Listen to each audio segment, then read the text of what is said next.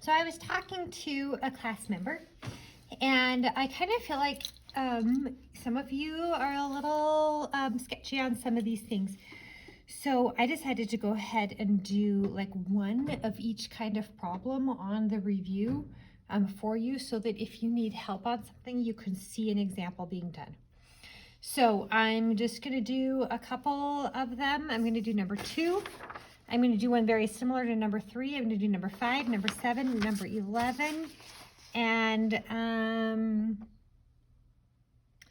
I'm probably going to do ones that are similar to 14 and 15. 3, 14, and 15, there's only one of each type of those on the review, so I'm not going to do the only one on there, but I'll do one that's similar, just on like a different piece of paper. So let's do this. Write the slope-intercept form of an equation for the line graphed below. I know that y equals mx plus b. B is where, now I could do all kinds of math with this because I have 2 points, but I choose not to. And I'm just going to look, this b, we are crossing the y-axis at -6, so I know it's just going to be -6. And I'm just going to count the slope, 1, 2, 3, 4, 1, 2, 3, 4, 5. So it's 4 over 5x, both of those were positive. Y equals 4/5 x minus 6. Those are really pretty easy.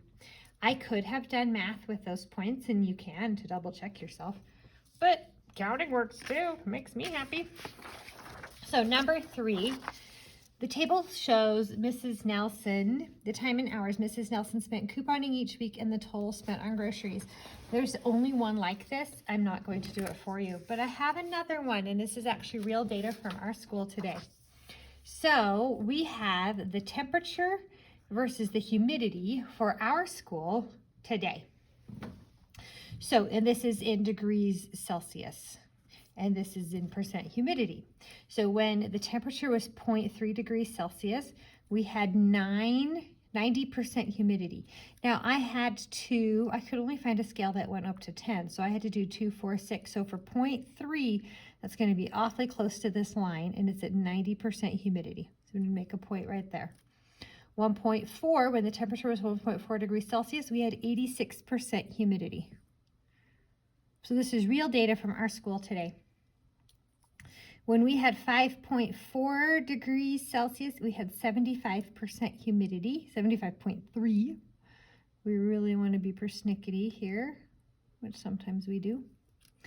When we had 8 degrees, it was 69.7% percent humidity. 11.8 degrees is 52.2% humidity. 12.8 degrees was 45% humidity.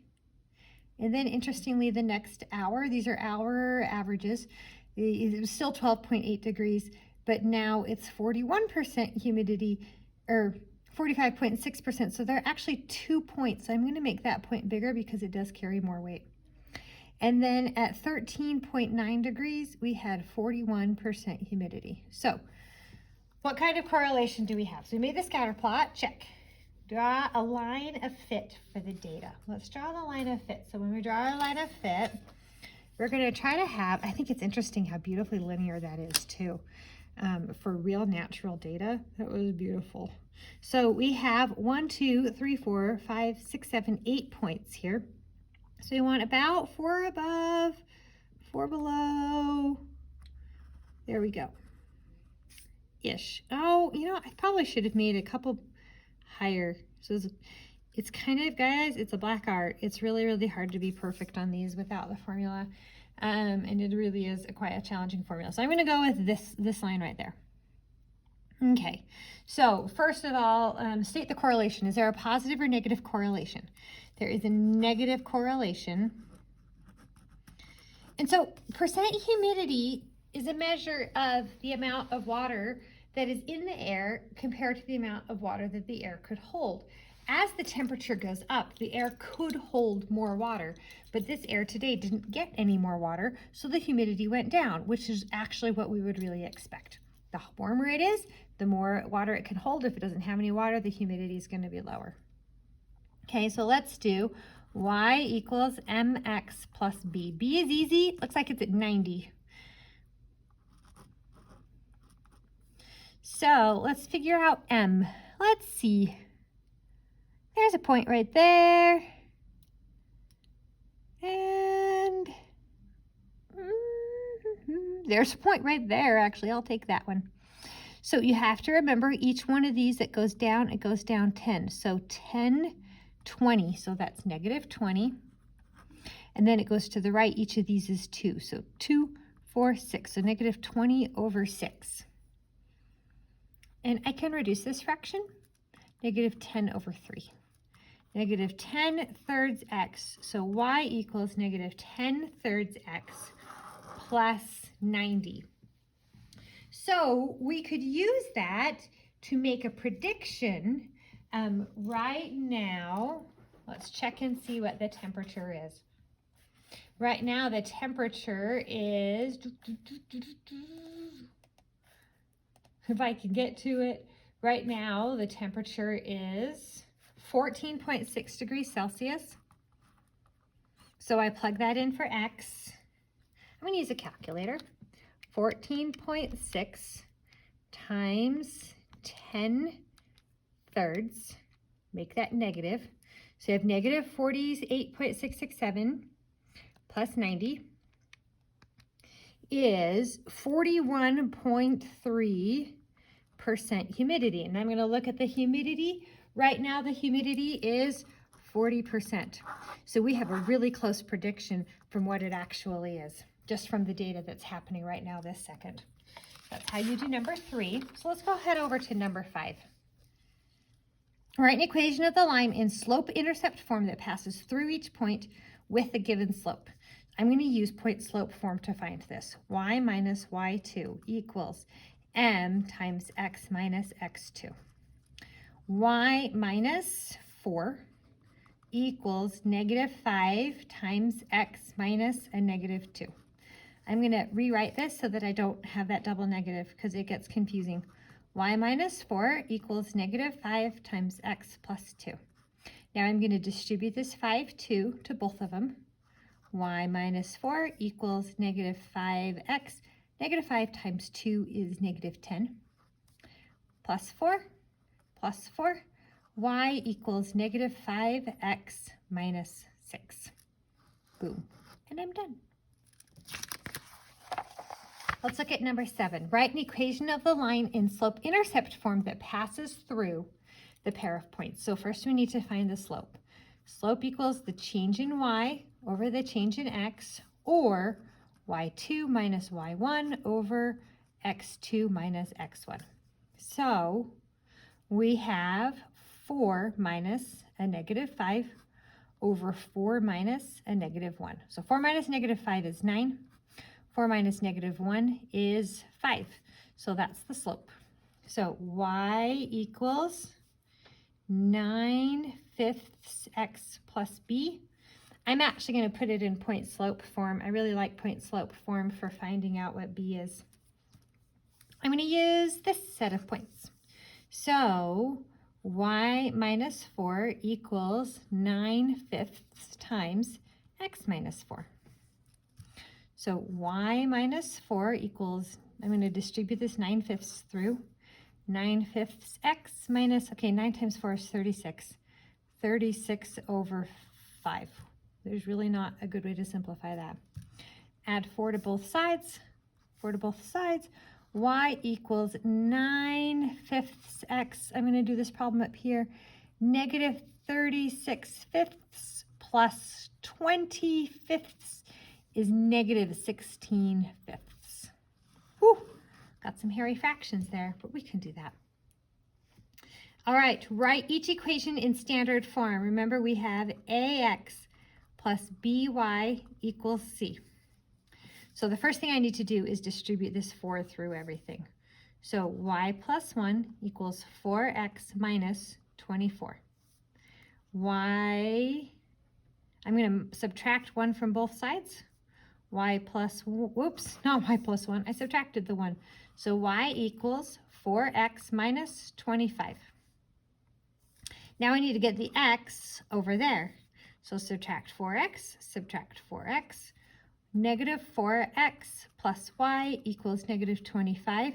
This leading coefficient cannot be negative. So I'm going to multiply all the things by negative 1. Negative 1 times negative 4 is positive 4. Negative 1 times y is negative y. Negative 1 times 25 is positive 25. Okay, let's check this. Are all of the coefficients integers? Yes, 4, negative 1, and 25. Is the greatest common factor 1? Yes. And is this one positive? Yes. So we are now in standard form. All right. Flipping over to this one. Write the slope-intercept formula of an equation of the line that passes through the given point. It is parallel to the graph of the equation. This is the only one you have like this. I'm not doing the only one you have for you, but I will do one that's similar. So let's say we have the point 2, negative 4, and we have y equals negative 1/2 x plus 6. We need to pass through that point. We need to be parallel to that line. If we're parallel to that line, the slopes will be identical. So putting this in point slope form, y minus negative 4 equals negative 1/2 times x minus 2. Because we have y minus y, y1 equals m times x minus x1. All right, I'm going to simplify this so that I don't have a double negative. I don't like double negatives. They really get confusing for me. Negative 1/2 times x minus 2. I'm going to multiply that 1/2 and distribute it through both of those. So y plus 4 equals negative 1/2 x. Negative 1/2 times negative 2 is a positive 1. I need to get this 4 away from the y, so it's in slope-intercept form. Minus 4 from both sides, and we have y equals negative 1/2 x minus 3. Now, number 15 says, write the slope-intercept form of an equation that passes through the given point and is perpendicular to the graph of the equation. I'm actually going to use the same set of points and the same equation, if you guys don't mind. I am going to change color so you can tell the difference between the two problems. So we're going to have 2, negative 4, and this time we're going to be perpendicular. Y equals negative 1/2 x plus 6. So now, since it's perpendicular, I need the negative reciprocal of this. So m equals 2. So y minus y1 equals m times x minus x1. Oops, my one got a little bit big. So y minus a negative 4 equals 2 times x minus 2. Y plus 4 equals, let's distribute this 2x minus 4 plus 4. Oh, look, they magically disappear. So y equals 2x. I do not need to write the plus 0. That's implied. So, I don't know. On 17, 18, it's 16, 17, 18. Determine whether the graph shows a positive correlation, a negative correlation, or no correlation. If there is a positive or negative correlation, describe its meaning in the situation. I kind of feel like you guys don't actually need a lot of help with this. If it makes a positive slope, it's a positive correlation. If it makes a negative slope, it's a negative correlation. And then knowing the meaning, well, let's just go ahead and do 17. 17 is a negative correlation because it makes a negative slope. As one goes up, the other one goes down. Same with our humidity and the temperature. Temperature goes up, humidity goes down. What this means, okay, students in line for lunch. The more students there are, let's see, number of students and time in minutes. Oh, so at 1 minute, there's 45 students in line. At 2 minutes, there's like 50 students in line. At 2 minutes, there's 45 students. So what this means is as time goes on, there are fewer students in line. As time goes on, the line goes down. And that makes sense because everybody lines up right at the beginning, right? So it's a big long line of people, and then they get their lunches, and you don't get any new people in line because nobody else is being let out of class. So that would actually make sense. All right, I hope this helps you guys. Oh, we've got this one on the back. And then use the scatter plot that shows the number of students in line for lunch each minute. Use the points 1 and 50 and 614 to write the slope-intercept form of an equation for the line of fit shown in the scatter plot. So this is the same thing we've done before, where we use 2 points to make a line. And then predict the number of students that will be in the line at the 7th minute. So when x equals 7, how many students in line? All right, I think you guys are going to be fine. Let me know if you have any questions. We do have a test tomorrow. It will be open book, open note, and open whatever resources you want to use except for your friends. No open friends. Good luck, and let me know if you have any questions. Bye.